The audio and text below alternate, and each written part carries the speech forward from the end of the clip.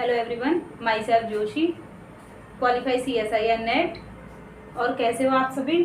आज हम पढ़ेंगे आपका सेकंड चैप्टर बायोलॉजिकल क्लासिफिकेशन के बारे में। ठीक है, तो देखिए बच्चों, बायोलॉजिकल क्लासिफिकेशन में क्या है कि जो लिविंग ऑर्गेनिज्म है उनका क्लासिफिकेशन क्या है, बहुत इंपॉर्टेंट होता है। लास्ट चैप्टर में हमने पढ़ा था कि क्लासिफिकेशन करने के लिए टैक्सोनॉमिक जो कैटेगरीज होती हैं पढ़ा था ना, आपका स्पीसीज से लेकर के पूरा किंगडम तक। ठीक है, तो ये जो कैटेगरीज होती हैं इनका इंपॉर्टेंट रोल होता है किसके लिए, क्लासिफिकेशन करने के लिए। तो यहाँ हम देख रहे हैं बायोलॉजिकल क्लासिफिकेशन। तो सीधी सी बात यह है कि क्लासिफिकेशन का विचार किसके दिमाग में आया, किसने सोचा कि क्लासिफिकेशन करना बहुत इंपॉर्टेंट है। तो हम बात करते हैं कि सबसे पहले जो बायोलॉजिकल क्लासिफिकेशन लिविंग ऑर्गेनिज्म का दिया था वो किसने दिया था। तो सबसे पहले जो लिविंग ऑर्गेनिज्म का बायोलॉजिकल क्लासिफिकेशन दिया था बच्चों, वो दिया था आपका अरस्तु ने, एरिस्टोटल ने। सबसे पहले एरिस्टोटल, सॉरी बच्चों मीनिंग्स में थोड़ी गलती हो जाती है, एरिस्टोटल ने क्या दिया था, तो एरिस्टोटल। ठीक है, तो एरिस्टोटल ने बायोलॉजिकल क्लासिफिकेशन लिविंग ऑर्गेनिज्म का दिया था। और इन्होंने जो दिया था लिविंग ऑर्गेनिज्म का क्लासिफिकेशन किसके ऊपर बेस्ड था, ये सिंपल मॉर्फोलॉजिकल कैरेक्टर्स के ऊपर। किसके ऊपर था बोलो, सिंपल मॉर्फोलॉजिकल कैरेक्टर के ऊपर बेस्ड था इनका क्लासिफिकेशन, मॉर्फोलॉजिकल कैरेक्टर्स के ऊपर। ठीक है, अब आप पूछेगो मॉर्फोलॉजिकल कैरेक्टर्स कौन से होते हैं। तो मॉर्फोलॉजिकल जो कैरेक्टर होते हैं, ऐसे कैरेक्टर्स कहते हैं इनको जिनको आप बाहर से देख करके पहचान कर सको। मॉर्फोलॉजी, मॉर्फोलॉजी किसे कहेंगे आप, बाह्य आकारिकी, बाह्य आकारिकी, जिनको आप बाहर से देख करके क्या कर सको, पहचान कर सको। जैसे कि कोई प्लांट है, ये क्या है, प्लांट है। ठीक है, पूरा पूरा ट्री है ये है इसकी रूट। रूट कहाँ होती है, सॉइल के अंदर होती है, इंसर्ट होती है। ठीक है, तो ये तो हमें दिखाई नहीं देती है, यहाँ से और ब्रांचेस निकल रही हैं। तो इसके अंदर आपको क्या दिखाई दे रहा है, ये जो ट्री बनाया है इसके अंदर ये क्या है, इसका स्टेम, यहाँ हो गई इसकी लीफ। ठीक है, यहाँ पर आप कुछ फ्रूट देख लो, फ्लावर देख लो। तो आपको इस ट्री को देखने पर बाहर से क्या क्या दिखाई दे रहा है, ये क्या है इसकी भाई है मॉर्फोलॉजी। और इसकी जब अंदर की स्टडी करेंगे, सेल्स की स्टडी करोगे आप, तो वो क्या हो जाएगी, इसकी फिजियोलॉजी हो जाएगी। ठीक है, इंटरनल स्टडी को क्या कहेंगे, साइटोलॉजी कहेंगे। पर्टिकुलर सेल की स्टडी करोगे, सेल के अंदर क्या क्या प्रोसेस हो रही है उसकी स्टडी करोगे, फिजियोलॉजी हो जाएगी। तो मॉर्फोलॉजिकल कैरेक्टर के ऊपर बेस्ड सबसे पहले लिविंग ऑर्गेनिज्म का क्लासिफिकेशन दिया था एरिस्टोटल ने। तो एरिस्टोटल ने क्लासिफिकेशन करने के लिए किसका यूज किया था बताओ, सिंपल मॉर्फोलॉजिकल कैरेक्टर।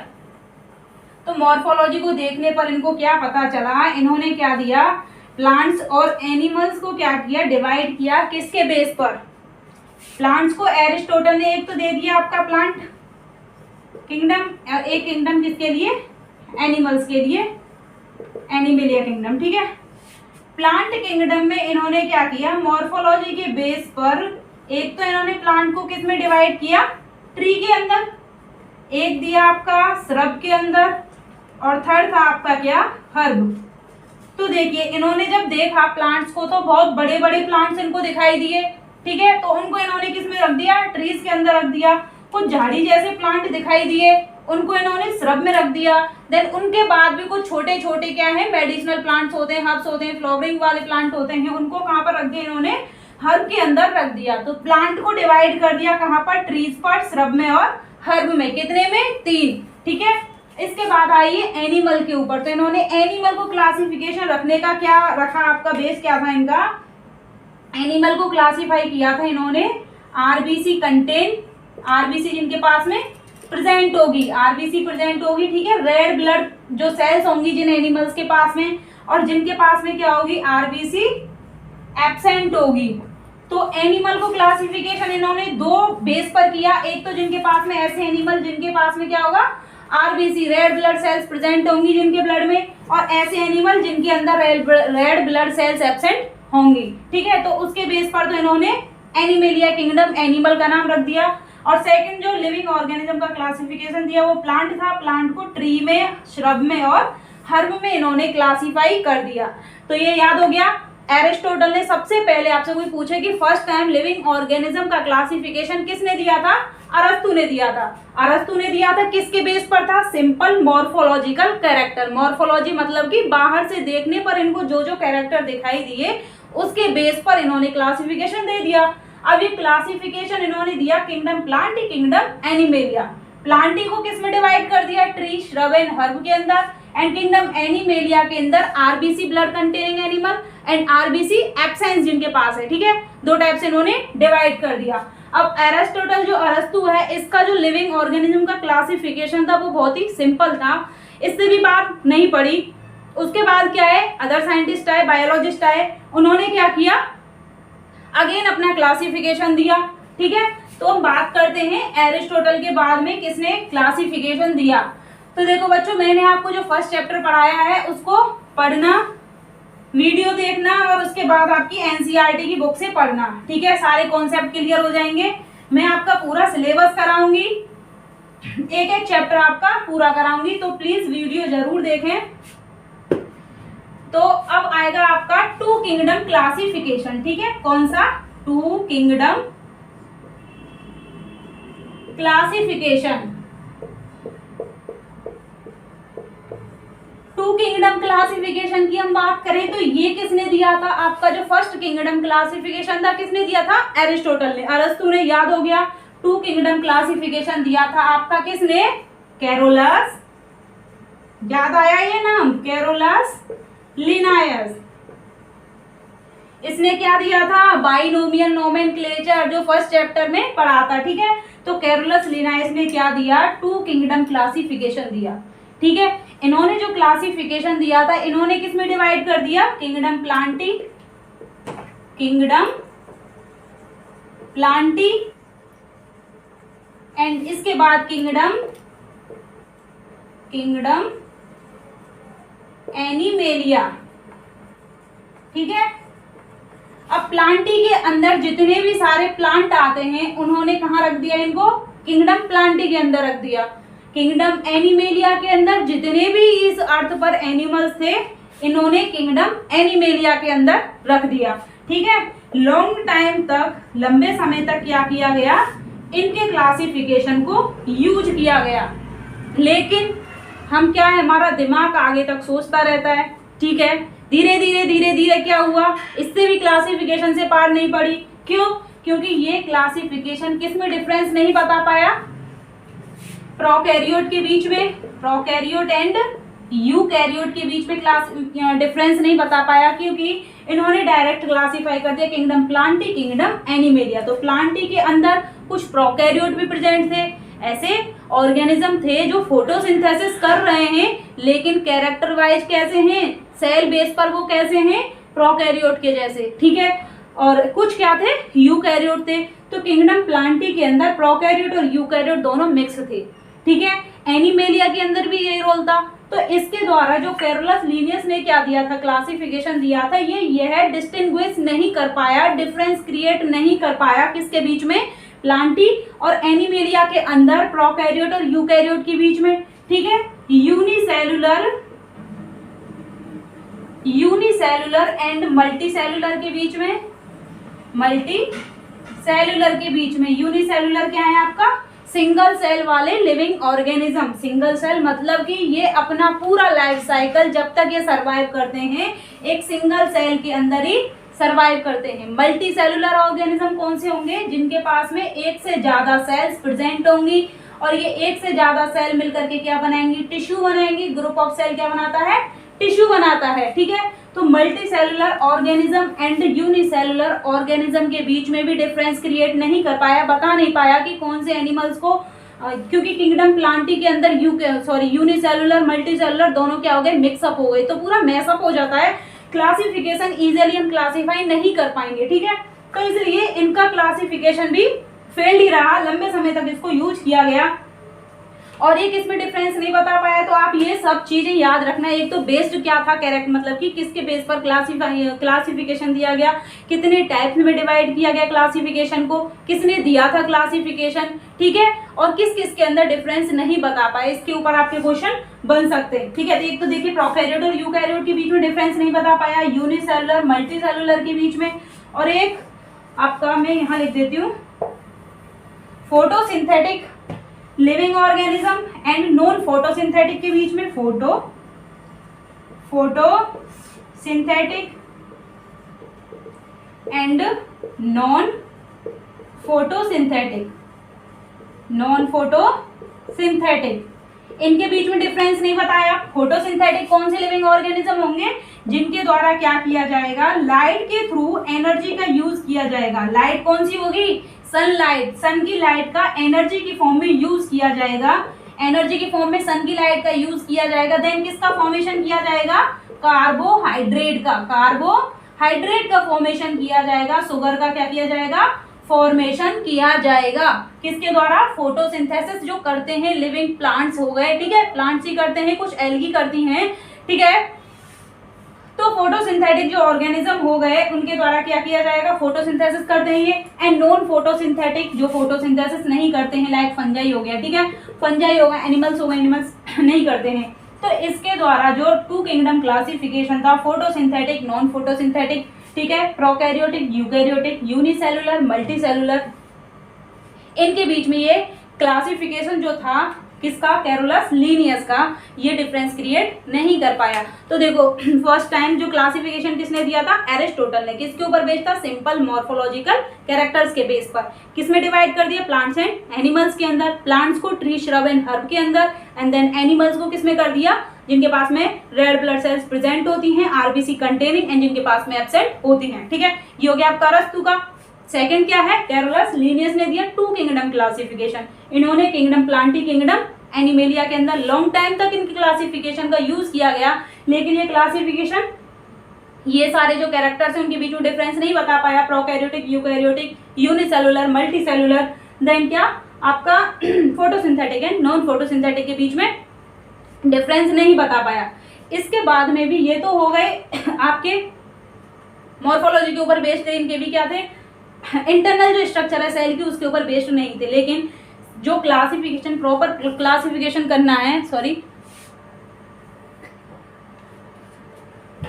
प्रॉपर आपको क्लासिफिकेशन करना है तो इंटरनल एक्सटर्नल दोनों कैरेक्टर्स के बारे में पता होना चाहिए, तभी आप किसी प्लांट्स को और एनिमल्स को एक प्रॉपर ग्रुप में रख पाएंगे, प्रॉपर उसका क्लासिफिकेशन कर पाएंगे। तो इसके लिए क्या इंपॉर्टेंट है कि हमें एक्सटर्नल मतलब कि उसके बाहर के कैरेक्टर्स के बारे में, ठीक है, एक्सटर्नल देन इंटरनल, एक्सटर्नल और इंटरनल दोनों कैरेक्टर्स के बारे में पता होना चाहिए। इंटरनल जैसे कि सेल किस टाइप की है, न्यूट्रिशन का मोड कैसा है, ठीक है, रह कहाँ पर रहा है, हैबिटेट कहाँ है इसका, तो ये सब कुछ हमें नोन होना चाहिए।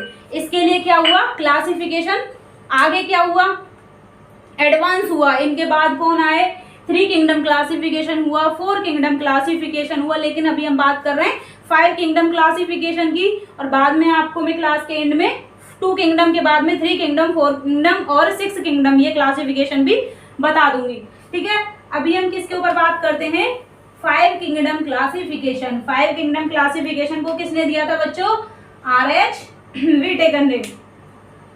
आर.एच. व्हिटेकर के जो क्लासिफिकेशन था इसको यूज किया जाता है क्लासिफिकेशन के लिए। क्यों, क्योंकि इन्होंने जो क्लासिफिकेशन दिया था वो एक्सटर्नल के साथ साथ जो इंटरनल कैरेक्टर हैं उनके ऊपर बेस्ड है इनका क्लासिफिकेशन। तो देखिए हम बात करते हैं किसका क्लासिफिकेशन, आर.एच. व्हिटेकर का। आर.एच. व्हिटेकर 1969, ठीक है, 1969 आर.एच. व्हिटेकर ने क्या दिया था, 5 किंगडम क्लासिफिकेशन। 5 kingdom classification. यहां तक कोई दिक्कत, देखिए 5 किंगडम क्लासिफिकेशन इन्होंने दिया, क्यों? क्योंकि इनका जो क्लासिफिकेशन था 5 मेन कैरेक्टर्स को बेस्ड पर, मतलब कि 5 जो मेन कैरेक्टर थे उनके ऊपर इनका क्लासिफिकेशन क्या था, बेस्ड था। तो वो 5 मेन कैरेक्टर कौन कौन से थे? एक तो सेल का टाइप क्या है, ठीक है, सेल का टाइप क्या है, थैलस ऑर्गेनाइजेशन कैसा है, हैबिटेट कहाँ है, न्यूट्रिशन का मोड क्या है, ठीक है, ये सारे कैरेक्टर्स को बेस्ड इनका क्लासिफिकेशन था और इनके क्लासिफिकेशन को अब तक यूज किया जाता है। तो इन्होंने जो 5 किंगडम क्लासिफिकेशन दिया था, वो जो 5 किंगडम है, 5 किंगडम है, वो कौन कौन से हैं मैं आपको बता देती हूँ। तो देखिए सबसे जो पहला किंगडम इन्होंने दिया वो कौन सा था, किंगडम मोनेरा, किंगडम मोनेरा, ठीक है। इसके बाद में सेकंड किंगडम कौन सा है, kingdom Protista, Protista, kingdom Protista. इसके बाद में आपका kingdom Fungi, kingdom Fungi, then kingdom Plantae, kingdom Plantae, and पांचवा है आपका किंगडम एनिमेलिया, ठीक है बच्चों, किंगडम एनिमेलिया। तो ये हो गए 5 kingdom, kingdom Monera, kingdom protista, kingdom Fungi, kingdom Plantae and kingdom animalia. क्या है ये आपके 5 किंगडम हैं। आपकी जो बुक में ये सारणी दी गई है, ठीक है, इसको मैं समझाऊंगी और यहाँ बोर्ड पर भी बनाऊंगी। यहाँ तक देख लीजिए आप, यहाँ तक कोई दिक्कत तो नहीं है ना। तो देखिए आपकी बुक में दे रखा है कि इन्होंने 5 किंगडम क्लासिफिकेशन दी है, Monera, Protista, Fungi, Plantae and animalia. तो देखिए इन्होंने क्लासिफिकेशन करने के लिए किसका यूज किया, इन्होंने किया सेल की स्ट्रक्चर, सेल कैसी है, प्रोकैरियोट सेल है, यूकैरियोट सेल है, ठीक है, थैलस का ऑर्गेनाइजेशन यूनिसेलुलर है, मल्टी सेलुलर है, किस टाइप के हैं, मोड ऑफ न्यूट्रिशन कैसा है, ऑटोट्रॉफिक हैं, हेटेरोट्रॉफिक हैं, कैसे ऑर्गेनिज्म हैं, ठीक है, reproduction and phylogenetic relationship. Phylogenetic relationship क्या होती है कि जो प्रेजेंट में ऑर्गेनिज्म, लिविंग ऑर्गेनिज्म प्रेजेंट हैं, ठीक है, इस टाइम जो प्रेजेंट है उनका इवोल्यूशनरी रिलेशनशिप, मतलब कि पहले इनके जो पूर्वज रहे होंगे उनके साथ में रिलेशन देखा जाता है। तो फाइलोजेनेटिक ट्री बनाया जाता है जहां पर देखा जाता है कि कौन कौन से बीच में क्या हुए, इनके एंसेस्टर आए हैं ना, उनके साथ में रिलेशन देखा जाता है। तो ये होता है फाइलोजेनेटिक रिलेशनशिप। तो 5 किंगडम क्लासिफिकेशन की मैं आपको टेबल बना के समझाती हूँ। यहाँ तक कोई दिक्कत? ये अभी मिटा देती हूँ।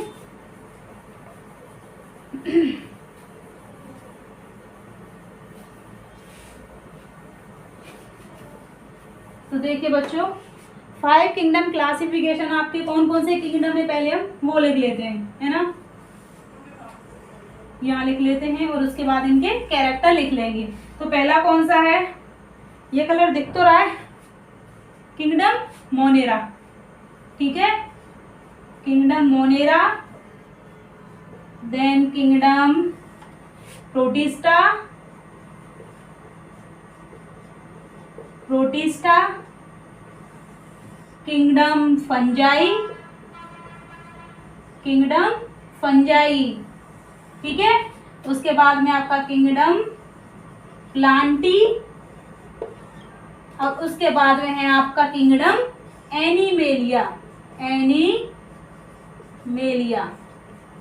ठीक है। और यहाँ मैं क्या यूज करती हूँ, आपके कैरेक्टर्स को लिख लेती हूँ, ठीक है, मतलब कि किसके ऊपर बेस्ड था। एक मिनट बच्चों, ठीक है। तो ये किसके ऊपर बेस्ड था, ये कैरेक्टर्स में लिख लेती हूँ। एक तो सेल का टाइप कौन सा था, ठीक है, सेल टाइप, छोटा लिख रही हूँ मैं थोड़ा, आप अपनी बुक साथ में रख के तब ये वीडियो देखें, ठीक है, ताकि कोई दिक्कत ना हो कि क्या लिख रही हूँ ये समझने में। सेल टाइप के बाद में आपका सेल वॉल,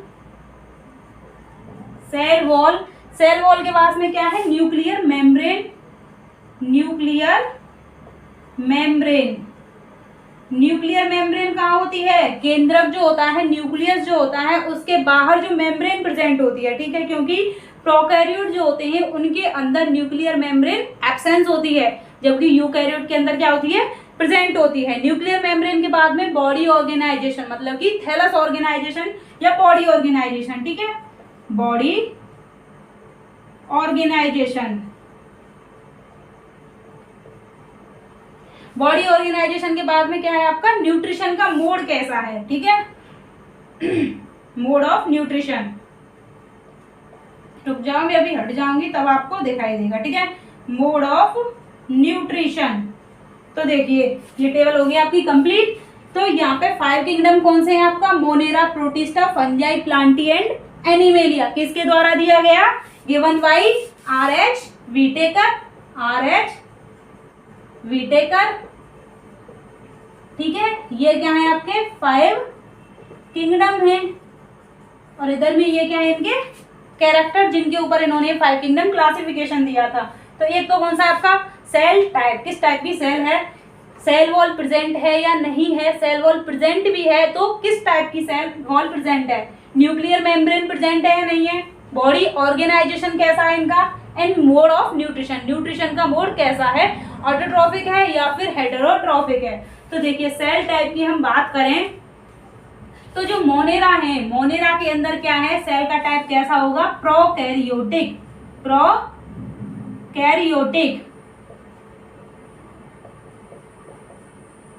प्रोकैरियोटिक। ये eukaryotic cell and prokaryotic cell, इनके बारे में मैं आपको थोड़ा भी बता देती हूँ। बाकी जो पूरा है आपको जो सेल का चैप्टर है आपका, ठीक है, कोशिका सेल का जो चैप्टर है उसमें कंप्लीट करा दूंगी। प्रोकैरियोटिक सेल कौन सी होती हैं, ये क्या होते हैं, मतलब कि पहले इनका ओरिजिन हुआ प्रोकैरियोट का, उसके बाद आए यूकैरियोट। तो जो प्रोकैरियोट होती हैं इनका जो डेवलपमेंट होता है, मतलब कि इनके अंदर जो सेल ऑर्गेनल एब्सेंस होते हैं, ठीक है, सेल ऑर्गेनल्स नहीं पाए जाते हैं, जबकि यूकैरियोट क्या होती है, वेल डेवलप्ड सेल होती है, वेल डेवलप्ड होती हैं। इनके अंदर सेल ऑर्गेनल्स ईआर हो गया आपका, राइबोसोम हो गया, गोल्जी बॉडी हो गई, ठीक है, लाइसोसोम, राइबोसोम, ये सारे प्रेजेंट होते हैं किसके अंदर, यूकैरियोटिक प्लांट सेल्स के, यूकैरियोटिक सेल के अंदर, ठीक है, यूकैरियोटिक सेल्स के अंदर ये प्रेजेंट होते हैं, जबकि प्रोकैरियोट के अंदर न्यूक्लियर मेम्ब्रेन एब्सेंस होती है, सेल ऑर्गेनल्स नहीं पाए जाते हैं, ठीक है। तो प्रोकैरियोटिक है सेल का टाइप, एंड प्रोटिस्टा के अंदर कैसा टाइप है, यूकैरियोटिक का। फंजाई भी कैसी है आपकी, यूकैरियोटिक, कैसी है फंजाई, यूकैरियोटिक। प्लांटी कैसे हैं आपके, प्लांट जिसमें आएंगे, प्लांट की सेल का टाइप कैसा है, यूकैरियोटिक, ठीक है बच्चों। ये टेबल मेरे साथ साथ बनाना ताकि याद हो जाए आपको, ठीक है। यूकैरियोटिक एंड एनिमेलिया कैसे हैं, यूकैरियोटिक।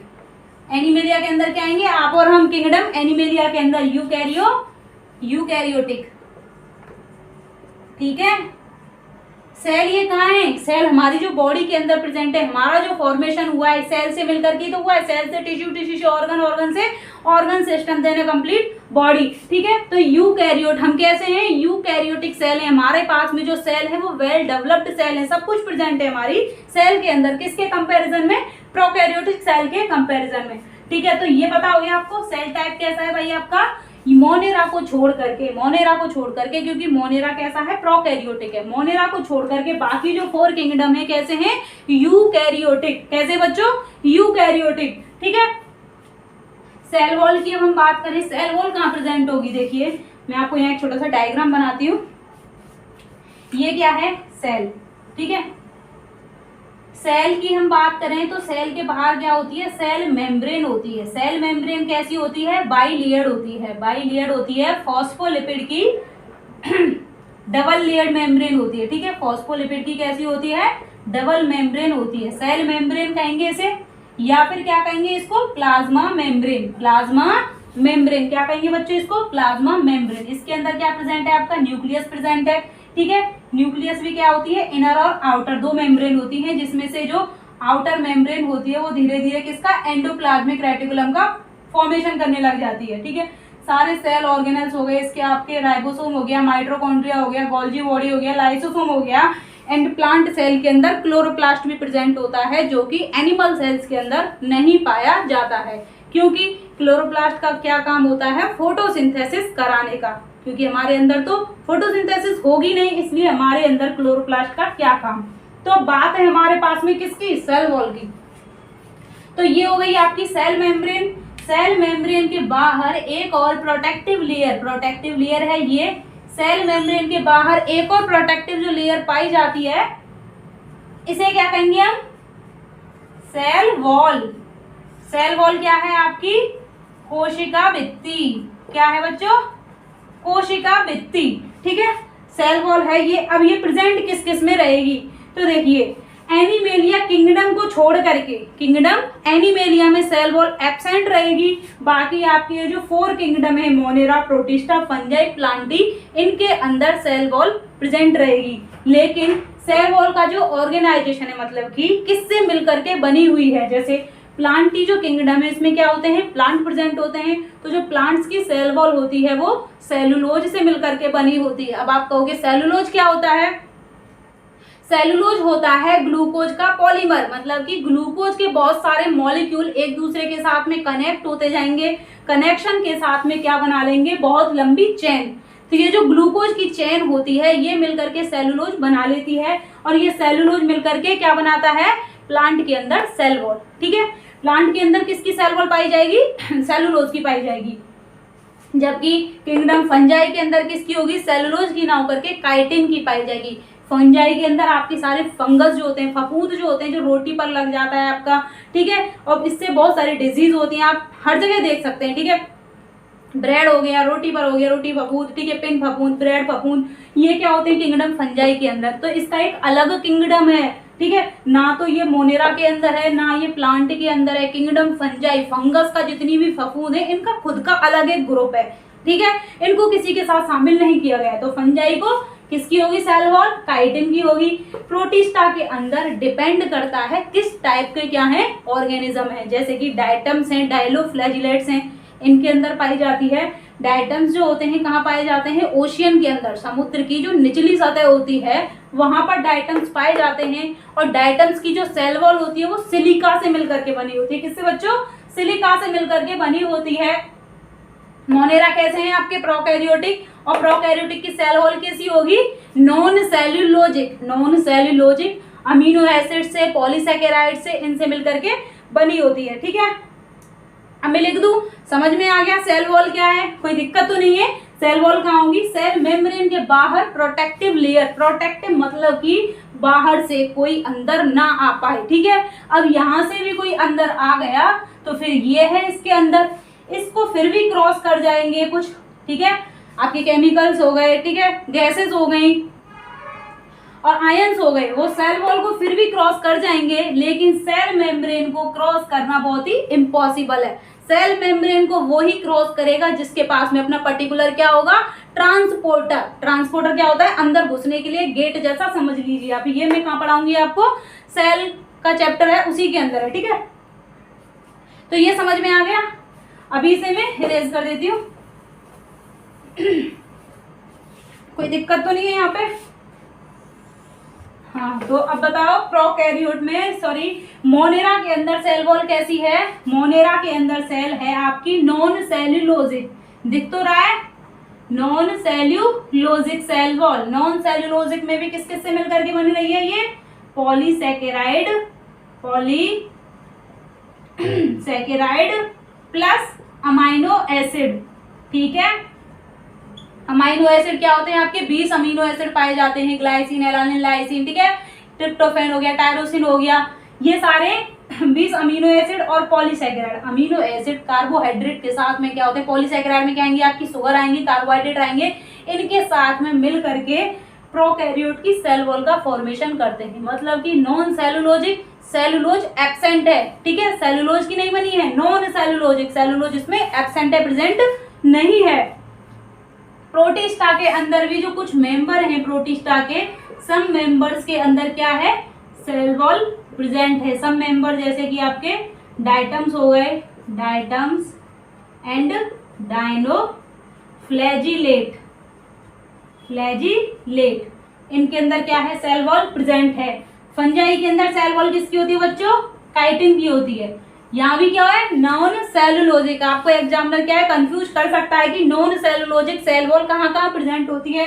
ऑप्शन देते मोनेरा और फंजाई। ठीक है, तो दोनों क्या है? सही है, नॉन सेलुलोजिक दोनों के अंदर है, क्योंकि सेलुलोज नहीं है यहाँ पे भी प्रेजेंट। ठीक है। काइटिन की बनी होती है फंजाई की एंड प्लांटी के अंदर है आपके प्लांट, तो यहाँ पे तो भरपूर सेलुलोज मिलेगा आपका। क्या है ये?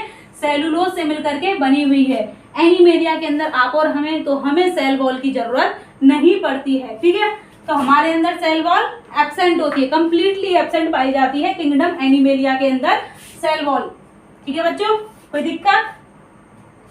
अब हम आते हैं किस पर? आपकी न्यूक्लियर मेम्ब्रेन पर। न्यूक्लियर मेम्ब्रेन मैंने बताई कहाँ है? सेल के अंदर, सेल के अंदर सेंटर में क्या होता है? न्यूक्लियस होता है, न्यूक्लियस होता है। अब न्यूक्लियस के बाहर क्या है? एक तो ये हो गई आपकी इनर न्यूक्लियर मेम्ब्रेन, ठीक है, सबसे अंदर वाली। अब एक इसके बाहर होगी, ये होगी आउटर न्यूक्लियर मेम्ब्रेन। तो जो न्यूक्लियस है आपका डबल मेम्ब्रेन सेल ऑर्गेनल है। डबल मेम्ब्रेन मतलब कि दो मेम्ब्रेन पाई जाती हैं, दो मेम्ब्रेन होती हैं सेल ऑर्गेनल न्यूक्लियस के पास। न्यूक्लियस के पास में ऐसा क्या होता है? न्यूक्लियस के पास में होता है आपका जेनेटिक मटेरियल। जेनेटिक मटेरियल मतलब कि डीएनए हो गया आपका। डीएनए से रेप्लिकेशन होगा, डीएनए बनेगा, देन डीएनए क्या करेगा? ट्रांसक्रिप्शन करेगा, क्या बनाएगा? आरएनए बनाएगा। अब ये आरएनए जाएगा आपका कहाँ? ये है आपका साइटोसोल। साइटोसोल, इसके पास में सारे सेल ऑर्गेनल्स पड़े हैं, बहुत सारे केमिकल्स हैं, एंजाइम्स हैं। तो आपकी क्या प्रोटीन की सिंथेसिस कहाँ होगी बच्चों? प्रोटीन की सिंथेसिस होगी साइटोसोल में, और जो आरएनए की सिंथेसिस होगी न्यूक्लियस में। तो न्यूक्लियस के पास में न्यूक्लियर मेम्ब्रेन का इंपॉर्टेंट रोल होता है, ठीक है। अब ये न्यूक्लियर मेम्ब्रेन कहाँ प्रेजेंट होगी? यूकैरियोट के अंदर। प्रोकैरियोट में न्यूक्लियर मेम्ब्रेन एब्सेंट होगी। तो अब आप कहोगे कि प्रोकैरियोट के अंदर जेनेटिक मटेरियल कहाँ होता है? प्रोकैरियोट के अंदर साइटोसोल के अंदर ही जेनेटिक मटेरियल ऐसे पड़ा हुआ रहता है, ठीक है। तो यहाँ पर रेप्लिकेशन भी होगा, डीएनए से डीएनए बनेगा, वो भी साइटोसोल के अंदर, आरएनए बनेगा, वो भी साइटोसोल के अंदर, एंड प्रोटीन की सिंथेसिस भी कहाँ होगी? साइटोसोल के अंदर ही होगी, क्योंकि इनके पास में न्यूक्लियस एब्सेंट होता है, न्यूक्लियस मेम्ब्रेन नहीं पाई जाती है। आया ये समझ में? इरेज कर दूं? तो देखो बच्चों, nuclear membrane kingdom Monera. Monera क्योंकि प्रोकैरियोटिक सेल है, देन इनके पास में एब्सेंट होगी न्यूक्लियर मेम्ब्रेन। प्रोटिस्टा के पास में यूकैरियोटिक सेल है। यूकैरियोटिक सेल कैसी हैं आपकी? वेल डेवलप्ड सेल हैं, इनके पास में सेल ऑर्गेनल प्रेजेंट है। तो इनके पास में क्या होगी? न्यूक्लियर मेम्ब्रेन प्रेजेंट होगी, यहाँ पर भी प्रेजेंट होगी, यहाँ पर भी प्रेजेंट होगी, एंड यहाँ पर भी प्रेजेंट होगी। समझ में आ गया क्यों प्रेजेंट होगी? क्योंकि भाई इनके पास में कैसी सेल्स हैं? यूकैरियोटिक सेल हैं, पैसे वाली सेल्स हैं, सब कुछ है इनके पास में, जबकि ये क्या बेचारी गरीब है, ठीक है, बहुत कम है इसके पास, लेकिन काम चला लेती है फिर भी है, ठीक है। तो आपकी क्या हो गई? ये न्यूक्लियर मेम्ब्रेन हो गई है ना। अब इसके बाद में कैसा है? Body organisation. बॉडी ऑर्गेनाइजेशन की हम बात करें, बॉडी कैसी है? सिंगल सेल का ऑर्गेनिज्म है या फिर मल्टी सेलुलर ऑर्गेनिज्म है? तो बॉडी ऑर्गेनाइजेशन कैसा है? मोनेरा के अंदर है प्रोकैरियोट, तो प्रोकैरियोट का बॉडी ऑर्गेनाइजेशन कैसा है? यूनिसेलुलर है, ठीक है, यूनिसेलुलर है। कैसी है इनकी? यूनिसेलुलर है। मोनेरा के अंदर जो प्रोकैरियोट क्या है इनका? किंगडम मोनेरा में प्रोकैरियोटिक सेल होती हैं, ये कैसा है इनका बॉडी ऑर्गेनाइजेशन? यूनिसेलुलर है, यूनिसेलुलर। किंगडम प्रोटिस्टा की हम बात करें तो ये भी यूनिसेलुलर है, लेकिन इसमें कंफ्यूज मत होना, क्योंकि प्रोटिस्टा है यूनिसेलुलर यूकैरियोट, यूकैरियोट, जबकि मोनेरा कैसा है आपका? यूनिसेलुलर प्रोकैरियोट, ठीक है। अंतर समझ में आया? आ रहा होगा। Unicellular eukaryote and unicellular prokaryote. जबकि फंजाई कैसे होते हैं? कुछ ये तो यूनिसेलुलर ही होता है, सॉरी मल्टी सेलुलर होते हैं, ठीक है। इनका क्या होता है? फंजाई का मल्टी सेलुलर होते हैं, मल्टी सेलुलर होते हैं, क्योंकि आपने देखा होगा आपकी रोटी के ऊपर भी फफूंद लग जाती है। एक सिंगल सेल के ऑर्गेनिज्म को आप इजीली नहीं देख पाओगे, इसके लिए आपको बहुत ही माइक्रोस्कोप की जरूरत पड़ेगी। मल्टी सेलुलर क्या है? बहुकोशिकीय, एक से ज्यादा कोशिकाएं होती हैं, तो इनको आप इजीली देख पाओगे। रोटी के ऊपर जो व्हाइट व्हाइट माइसीलियम बन जाता है वो किसका होता है? फंगस का होता है, ठीक है। फंगस की जो बॉडी होती है, खुद की फंगल बॉडी जो होती है उसे क्या कहा जाता है? माइसीलियम कहा जाता है, ठीक है। तो ये क्या होते हैं? मल्टी सेलुलर होते हैं या फिर लूज टिश्यू होते हैं। कैसे होते हैं? लूज टिश्यू, मतलब कि प्रॉपर इनकी बॉडी का फॉर्मेशन नहीं हो पाता है, क्योंकि आप जब फफूंद को देखोगे तो आपको एक माइसीलियम सा ही दिखाई देगा, कॉटन जैसा, ठीक है। कुछ ग्रीन होते हैं, कुछ वाइट होते हैं, अलग अलग होते हैं, लेकिन वहाँ आपको कहीं भी ना तो प्लांट की सी शेप दिखाई दे रही कि भाई हमें स्टेम, रूट और क्या है लीव्स दिखाई दे रहे हो, ना ही हमारी सी बॉडी दिखाई देती है, क्योंकि प्रॉपर टिश्यू के बाद में ऑर्गन नहीं बनते, ऑर्गन के बाद में ऑर्गन सिस्टम नहीं होता है। ग्रुप ऑफ सेल्स होते हैं, ग्रुप ऑफ सेल लूजली क्या होते हैं, कनेक्टेड रहते हैं। तो यहाँ पर क्या होता है, लूज टिश्यू सिस्टम होता है। इनका कैसा होता है, loose tissue system. Kingdom Plantae की हम बात करें, ये क्या होते हैं, मल्टी सेलुलर होते हैं, मल्टी सेलुलर होते हैं। इनके पास में कंप्लीट क्या होता है, टिश्यू सिस्टम होते हैं। टिश्यू सिस्टम से क्या होते हैं, इनके पास में ऑर्गन, मल्टी सेलुलर होते हैं, टिश्यू या फिर ऑर्गन, क्योंकि हम इजीली क्या कर सकते हैं, प्लांट बॉडी को रिकॉग्नाइज कर सकते हैं, प्लांट के पार्ट को रिकॉग्नाइज कर सकते हैं। किंगडम एनिमेलिया के अंदर क्या होते हैं, ऑर्गन हो गया आपका, ठीक है, ऑर्गन के बाद में ऑर्गन सिस्टम हो गया, ऑर्गन सिस्टम हो गया, एंड कंप्लीट क्या हो जाता है, एनिमल का फॉर्मेशन हो जाता है। ठीक है, ये समझ में आया।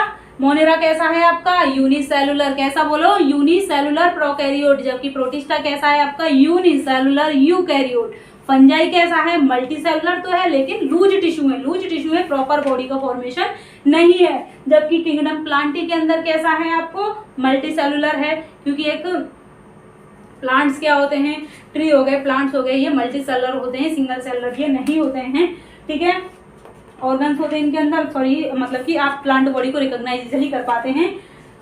हाँ, एनिमेलिया, किंगडम एनिमेलिया यूकैरियोट होते हैं, इनके पास में क्या होता है, organ and organ system present होते हैं।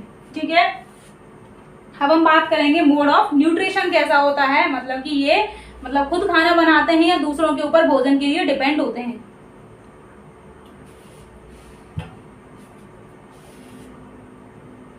तो मोड ऑफ न्यूट्रिशन की हम बात करें तो जो मोनेरा होते हैं, मोनेरा के अंदर जो क्या है, लिविंग ऑर्गेनिज्म पाए जाते हैं, ये क्या होते हैं, मोस्टली तो ये क्या होते हैं, हेटेरोट्रॉफिक होते हैं। ठीक है, हेटेरोट्रॉफिक, अब मैं हेटेरोट्रॉफिक बताती हूँ, ऑटोट्रॉफिक, दोनों आपको समझा देती हूँ। हेटेरोट्रॉफिक कैसे लिविंग ऑर्गेनिज्म होते हैं, हेटेरोट्रॉफिक होते हैं जो अपने फूड के लिए अपना खाना खुद नहीं बनाते हैं, दूसरों के ऊपर क्या होते हैं, डिपेंड होते हैं। ठीक है, अब इनका जो होस्ट होता है या फिर जिसके ऊपर ये डिपेंड होते हैं उसको होस्ट कहते हैं। तो वो होस्ट या तो लिविंग ऑर्गेनिज्म हो सकता है, मतलब कि जैसे मैं हूँ, मेरे ऊपर मोनेरा के अंदर बैक्टीरिया आते हैं, बैक्टीरिया आएंगे तो मेरे ऊपर जब लिविंग ऑर्गेनिज्म के ऊपर क्या है, मैं इनका होस्ट हूँ, तो जब ये फूड के लिए मेरे ऊपर डिपेंड रहेंगे, मैं लिविंग हूँ, तो मैं क्या होंगी, इनकी पैरासाइट, मतलब कि एक लिविंग ऑर्गेनिज्म के ऊपर जब ये बैक्टीरिया क्या है प्रेजेंट है बॉडी के ऊपर, जैसे बाहर बॉडी के ऊपर प्रेजेंट है बैक्टीरिया, तो ये क्या होगा, ये एक्सटर्नल हो गए, बाहर बॉडी के अंदर प्रेजेंट है और पैरासाइट की तरह काम कर रहे हैं। ठीक है, पैरासाइट मतलब कि लिविंग ऑर्गेनिज्म से अपना फूड ये ले रहे हैं, लेकिन जब बॉडी के अंदर, ठीक है, जैसे गट्स के अंदर पाए जाते हैं, ठीक है, मीथेनोजन बैक्टीरिया होते हैं जो कि मीथेन प्रोड्यूस करते हैं, तो वो क्या है, इंटरनल पैरासाइट होते हैं, बॉडी के अंदर प्रेजेंट होते हैं, बॉडी के जब बाहर पाए जाते हैं तो वो क्या होते हैं, पैरासाइट होते हैं, एक्सटर्नल। तो हेटेरोट्रॉफिक आपके क्या होते हैं, दो टाइप के हो गए, एक तो क्या हो गए, पैरासाइट हो गए। पैरासाइट आपको समझ में आ गया कि जब फूड का सोर्स क्या होता है इनका, लिविंग ऑर्गेनिज्म के ऊपर, मतलब कि जिंदा जो ऑर्गेनिज्म है उससे जब ये फूड सोर्स लेते हैं, खुद नहीं बना रहे हैं, दूसरे के ऊपर डिपेंड है खाने के लिए। ठीक है, पैरासाइट हो गए। एंड एक क्या होते हैं, सेप्रोफाइट, सेप्रोफाइट बोलो बच्चों, सेप्रोफाइट। तो सेप्रोफाइट मतलब कि डेड के ऊपर, डेड ऑर्गेनिज्म के ऊपर, जैसे कि मरा हुआ कुछ एनिमल्स की बॉडी हो गई, एनिमल्स की बॉडी क्या हो जाती है, डेड हो जाती है, गाय बकरी जो होती हैं तो जंगलों में पड़ी होती है, तो उनको डिकम्पोज जिन बैक्टीरिया के द्वारा किया जाता है वो क्या होते हैं, सेप्रोफिटिक बैक्टीरिया होते हैं, जो कि डेड ऑर्गेनिज्म से क्या करते हैं, फूड लेते हैं। फूड का सोर्स कैसा होता है इनका, डेड ऑर्गेनिज्म होते हैं। ठीक है, तो ये समझ में आ गया, हेटेरोट्रॉफिक में पैरासाइटिक और सेप्रोफाइटिक होंगे। ठीक है, इसके बाद में आपका हेटेरोट्रॉफिक के बाद में क्या, ऑटोट्रॉफिक। ठीक है, ऑटोट्रॉफिक, ऑटोट्रॉफिक भी ये दो टाइप के होंगे। ऑटोट्रॉफिक कौन होते हैं, जो अपना खाना खुद बनाते हैं, खुद खाते हैं और जो खुद सिंथेसिस करते हैं फूड की। ठीक है, अब फूड की सिंथेसिस भी दो टाइप से होगी, ऑटोट्रॉफ भी दो टाइप के होते हैं। तो क्या होते हैं, कीमो ऑटोट्रॉफिक, जो कि केमिकल्स, इनऑर्गेनिक जो केमिकल होते हैं जैसे नाइट्रेट, नाइट्राइट, अमोनिया, ठीक है, इनका ब्रेक डाउन करके, तोड़ करके जो एनर्जी निकलती है, क्योंकि हमें फोटोसिंथेसिस करने के लिए एनर्जी की बहुत ज़्यादा ज़रूरत होती है, तो फोटोसिंथेटिक जो होंगे वो क्या करेंगे, सन की लाइट से जो एनर्जी निकलेगी उसका यूज जब फूड का फॉर्मेशन करने में करेंगे, उनको क्या कहेंगे हम, फोटोसिंथेटिक ऑर्गेनिज्म। आया समझ में? जब सूरज की रोशनी से जो लाइट निकल रही है उस वहां से जो एनर्जी मिलेगी उसका यूज किया जाएगा किसके लिए, खाना बनाने के लिए, ग्लूकोज बनाने के लिए, तो उन्हें क्या कहेंगे हम, फोटोसिंथेटिक ऑटोट्रॉफ। ठीक है, कुछ ऑटोट्रॉफ फोटोसिंथेटिक ना होकर के क्या होते हैं, बैक्टीरिया होते हैं ये। तो ये क्या करते हैं, अपने केमिकल्स का नाइट्राइट, नाइट्रेट, अमोनिया, इसका क्या करते हैं, इनऑर्गेनिक केमिकल का ब्रेक डाउन करते हैं। ब्रेक डाउन करेंगे, एनर्जी रिलीज होगी, इस एनर्जी को क्या करते हैं, ये फूड का सोर्स बना करके क्या करते हैं, यूज करते हैं और ग्लूकोज की सिंथेसिस करते हैं। तो वो क्या हो गए, कीमोसिंथेटिक ऑटोट्रॉफ, और ये क्या हो गए, लाइट का यूज करेंगे, वो क्या हो गए, फोटो ऑटोट्रॉफिक हो गए। ठीक है, फोटोसिंथेटिक हो गए, फोटो ऑटोट्रॉफ हो गए। दो टाइप के ऑटोट्रॉफिक होते हैं, तो फोटोसिंथेटिक होते हैं, क्या होते हैं यहाँ पे बच्चों, कीमोसिंथेटिक। ठीक है, तो आया समझ में कैसे होते हैं, हेटेरोट्रॉफिक होते हैं और ऑटोट्रॉफिक होते हैं। ठीक है, हेटेरोट्रॉफिक, पैरासिटिक और सेप्रोफाइटिक। पैरासिटिक क्या होंगे, लिविंग ऑर्गेनिज्म से जो फूड लेंगे, सेप्रोफाइटिक जो कि डेड ऑर्गेनिज्म से क्या लेंगे, फूड लेंगे। Autotrophic, photosynthetic and chemosynthetic. Photosynthetic जो कि क्या करते हैं, सन की लाइट से फूड का फॉर्मेशन करेंगे, एंड कीमोसिंथेटिक क्या होते हैं, केमिकल्स के ब्रेकडाउन से जो फूड का फॉर्मेशन करते हैं। ठीक है, ये हो गया आपका किंगडम मोनेरा के अंदर। ऐसे हम किंगडम प्रोटिस्टा की बात करें तो मोस्टली ये क्या होते हैं, ऑटोट्रॉफिक होते हैं। क्या होते हैं ये, ऑटोट्रॉफिक होते हैं। ऑटोट्रॉफिक के अंदर भी ये कैसे होते हैं बच्चों, फोटोसिंथेटिक। ये कीमोसिंथेटिक नहीं होते हैं, कैसे होते हैं, फोटोसिंथेटिक, मतलब कि फूड का फॉर्मेशन करने के लिए किसका यूज करेंगे, सन की लाइट का यूज करेंगे। एंड कुछ जो मेंबर होते हैं वो कैसे होते हैं, हेटेरोट्रॉफिक होते हैं। ठीक है, आया समझ में? किंगडम फंजाई कैसा होता है, ऑटोट्रॉफिक ना होकर के कैसा होता है, सॉरी हेटेरोट्रॉफिक होता है। ठीक है, हेटेरोट्रॉफिक आपका वही सेप्रोफाइटिक होगा या फिर कैसा होगा, पैरासिटिक होगा। ठीक है, हमने कह दिया कि हेटेरोट्रॉफिक है, क्यों, क्योंकि इसके पास में क्या नहीं होता है, ग्रीन कलर नहीं होता है, क्लोरोफिल इसके पास में नहीं पाया जाता है। क्लोरोफिल नहीं होगा तो ये क्या नहीं कर पाएगा, फोटोसिंथेसिस नहीं कर पाता है। ठीक है, क्लोरोफिल नहीं होगा और क्लोरोप्लास्ट इसके पास में एब्सेंट होता है, देन फंजाई क्या नहीं करता है, फोटोसिंथेसिस नहीं करता है। फूड का सोर्स क्या होता है, ये अदर से लेता है, चाहे वो प्लांट से भी होता है, जैसे सिट्रस, कैंकर हो गया। ठीक है, सॉरी अदर क्या है, इसके सोर्स होते हैं लिविंग ऑर्गेनिज्म के ऊपर क्या करते हैं, फूड का सोर्स करते हैं। हेटेरोट्रॉफिक होते हैं सेप्रोफिटिक या पैरासिटिक। अब आएगा आपका किंगडम प्लांटी। तो किंगडम प्लांटी कैसा होता है बच्चों, ऑटोट्रॉफिक, ऑटोट्रॉफिक है ना। ऑटोट्रॉफिक में भी कौन सा आपका, फोटोसिंथेटिक, फोटोसिंथेटिक। देखिए फफूंद क्या, आपका जो नींबू होता है, सिट्रस होता है, वो क्या हो जाता है, जेंथोमोनास सिट्राइस तो बैक्टीरिया होता है, लेकिन ये फंगस, एस्परजिलस फंगस लग जाता है, ग्रीन ग्रीन सी क्या हो जाती है उसके ऊपर, व्हाइट व्हाइट और ग्रीन ग्रीन सा माइसिकम जो बन जाता है। ठीक है, ग्रीन मोल्ड कहते हैं, फिर उसे एस्परजिलस कहते हैं। किंगडम प्लांटी क्या हो गया आपका, फोटोसिंथेटिक होते हैं। किंगडम एनिमेलिया क्या होता है, कंप्लीटली क्या होते हैं, ये हेटेरोट्रॉफिक होते हैं। एनिमेलिया के अंदर क्या आएंगे, आप और हम फोटोसिंथेसिस नहीं करते हैं, फूड के लिए हम दूसरों के ऊपर डिपेंड होते हैं। मोस्टली हमारी डिपेंडेंसी किसके ऊपर होती है, प्लांट के ऊपर डिपेंड होते हैं। किसके ऊपर, प्लांट के ऊपर होते हैं। ठीक है, और क्या होते हैं, हेटेरोट्रॉफिक होते हैं। तो क्या होते हैं, हेटेरोट्रॉफिक में हम सेप्रोफिटिक भी होते हैं, क्योंकि सेप्रोफिटिक मतलब कि बहुत से क्या होते हैं,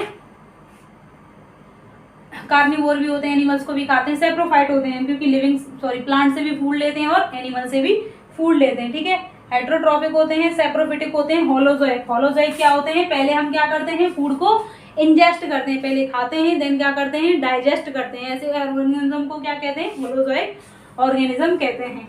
तो आपको ये RH व्हिटेकर की 5 किंगडम की टेबल समझ में आई, इसमें कोई दिक्कत तो नहीं है। देखिए आपको मैं एक बार और रिवाइज करा देती हूँ। किंगडम 5 किंगडम क्लासिफिकेशन किसने दिया बच्चों, RH व्हिटेकर ने। RH व्हिटेकर ने 5 किंगडम क्लासिफिकेशन दिया, जिसमें उन्होंने Monera, Protista, Fungi, Plantae and animalia के अंदर डिवाइड कर दिया। मोनेरा कैसे हैं, प्रोकैरियोटिक यूनिसेलुलर। ठीक है, प्रोटिस्टा कैसे हैं, यूकैरियोटिक यूनिसेलुलर।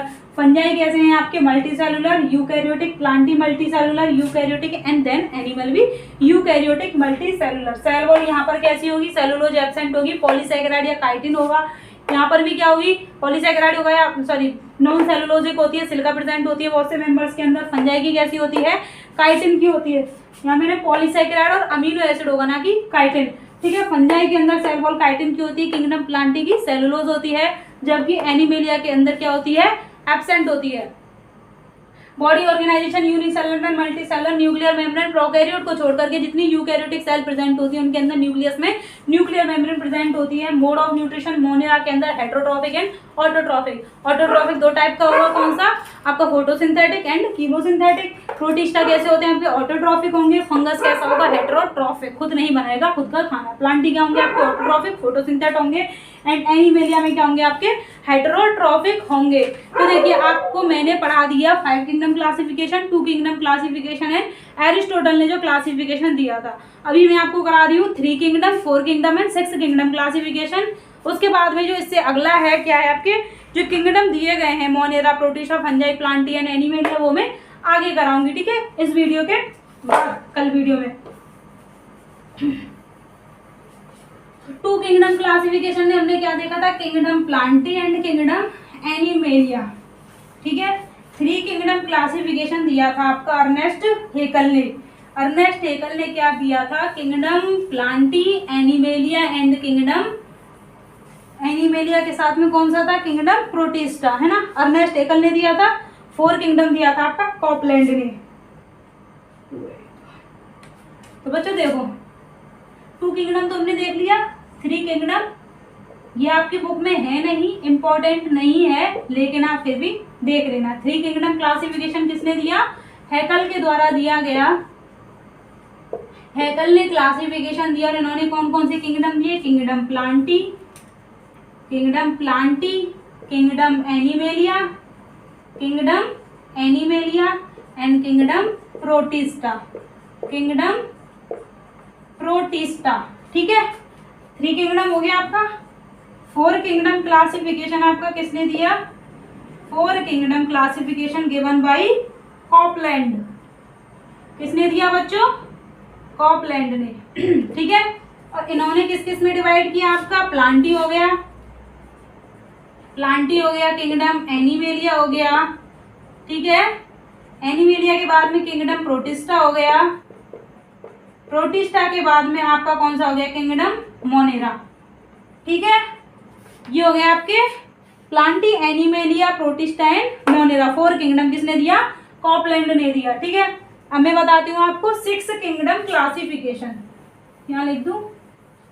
6 किंगडम के अंदर कौन कौन थे आपके, कार्ल वूज ने दिए थे। 6 किंगडम क्लासिफिकेशन को क्या कहा गया, 3 डोमेन क्लासिफिकेशन कहा गया। 6 किंगडम क्लासिफिकेशन, ठीक है बच्चों, 6 किंगडम क्लासिफिकेशन, या फिर इसे क्या कहा गया आपका, 3 डोमेन क्लासिफिकेशन, बोलो 3 डोमेन क्लासिफिकेशन। 3 डोमेन में आपका एक डोमेन था आर्किया, आर्की बैक्टीरिया, ठीक है। एक था आपका you bacteria, you bacteria, and एक और था आपका यूकैरियोट। एक कौन सा डोमेन था आपका, यूकैरियोट, यूकैरियोट। तो जो 5 किंगडम है उसके अंदर आर्की बैक्टीरिया को एक जोड़ दिया है, तो ये क्या हो गया है, 6 किंगडम क्लासिफिकेशन हो गया है। एंड आर्की बैक्टीरिया एक डोमेन है, तो इसको अटैच कर दिया इसके साथ में, domain Archie bacteria, domain you bacteria, domain eukaryote, इनको मिलाकर के इसको क्या कह दिया गया है, 3 डोमेन क्लासिफिकेशन। 6 किंगडम क्यों कह दिया गया है, kingdom Monera, Protista, Fungi, Plantae, animalia, उनके साथ में किंगडम आर्किया भी जोड़ दिया गया, ठीक है। तो उसके साथ में क्या हो गया, 6 किंगडम क्लासिफिकेशन। और ये दिया किसने है, गिवन बाय, किसने दिया है बच्चों, given by Carl Woese, given by Carl Woese, ठीक है। हो गया आपका, सबसे पहले क्लासिफिकेशन किसने दिया बताओ जल्दी? एरिस्टोटल ने किसमें डिवाइड किया? प्लांट एंड एनिमल के अंदर। आरबीसी जिनके पास में प्रेजेंट होगी, उनके पास में नहीं होगी एनिमल्स में। प्लांट होंगे आपके ट्री, हर्ब एंड श्रब, ठीक है। 2 किंगडम क्लासिफिकेशन, किंगडम प्लांटी और एनिमेलिया में किसने? कैरोलस लिनियस ने। 3 किंगडम क्लासिफिकेशन किसने दिया? हैकल ने दिया, जिसमें किंगडम प्रोटिस्टा को जोड़ दिया प्लांटी एनिमेलिया के साथ में। 4 किंगडम दिया आपका किसने? कॉपलैंड ने। 4 में किसको जोड़ दिया? मोनेरा को जोड़ दिया। 5 किंगडम क्लासिफिकेशन के अंदर फंजाई को जोड़ दिया। 5 किंगडम क्लासिफिकेशन किसने दिया आपका? आरएच व्हिटेकर ने। कब दिया? 1969 के अंदर। किसके बेस पर था? मॉर्फोलॉजी के साथ साथ आपकी सेल के टाइप के ऊपर, सेल की स्ट्रक्चर के ऊपर, थैलस ऑर्गेनाइजेशन के ऊपर, मोड ऑफ न्यूट्रिशन के ऊपर, न्यूक्लियर मेम्ब्रेन के बेस पर, 5 कैरेक्टर्स के बेस पर उन्होंने 5 किंगडम क्लासिफिकेशन दिया, ठीक है। टेबल आपको बता दी है, याद कर लेना, बुक में से देख लेना। 6 किंगडम या 3 डोमेन किसने दिया? कार्ल वूज ने दिया। कार्ल वूज ने किसके बेस पर दिया? 6 किंगडम जो थे वो कौन कौन थे? Monera, plantae, fungi, animalia, protista and archaea, ठीक है। इसके बाद में कल मैं आपको कराऊंगी kingdom monera and kingdom fungi, ठीक है बच्चों। अगर क्लास अच्छी हो तो लाइक करें एंड शेयर करें। Thank you.